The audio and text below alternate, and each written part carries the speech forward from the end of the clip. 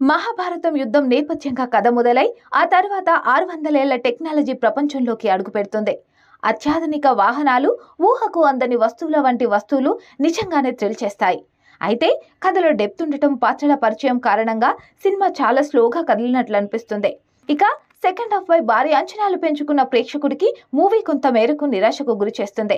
స్లోగా కథ చెప్పడం వల్ల ఏం జరుగుతుందో అర్థం కాదు.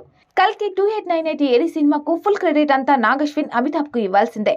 నాగశ్విన్ రాసుకున్న కథ, పురాణాలకు అడ్వాన్స్ టెక్నాలజీ, వరల్డ్ కు కనెక్ట్ చేసే తీరు ఓ మ్యాజిక్ అని చెప్పాలి.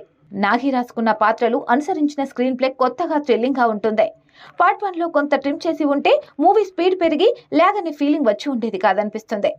ఇక కల్కి మూవీకి అమితాబ్ బచ్చన్ నట విశ్వరూపం చూసే అవకాశం ఈ తరం ప్రేక్షకులకు దక్కిందని చెప్పాలి. ఇక ప్రభాస్ ఫన్నీ క్యారెక్టర్ సినిమాకు ఫీల్ గుడ్ గా అనిపిస్తుంది. అలాగే ప్రభాస్ యాక్షన్ సీన్లు మాస్ ఆడియన్స్ ని బాగా కనెక్ట్ అయ్యేలా చేస్తాయి.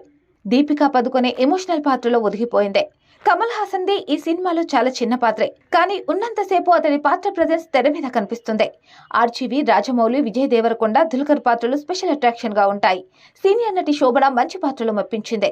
టెక్నికల్ విభాగాల పనితీరు విషయానికి వస్తే ఈ సినిమాలో సినిమాటోగ్రఫీ, విజువల్ ఎఫెక్ట్స్, ఆర్ట్ విభాగాల పనితీరు ఎక్సలెంట్ అని చెప్పవచ్చు. స్టోజ్కోవిక్ సినిమాటోగ్రఫీ బాగుంది. అయితే సంతోష్ నారాయణ మ్యూజిక్ మైనస్. ఇక మహాభారతం నేటి టెక్నాలజీ యుగాన్ని కనెక్ట్ చేస్తూ విజువల్ వండర్ గా రూపొందించిన చిత్రం కల్కి 2898 AD.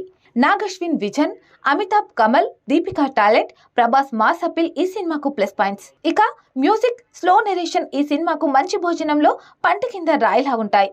Production values, making, screenplay సినిమాను ఓ రేంజ్ కి తీసుకెళ్లడమే కాకుండా మంచి అనుభూతిని క్రియేట్ చేస్తుంది.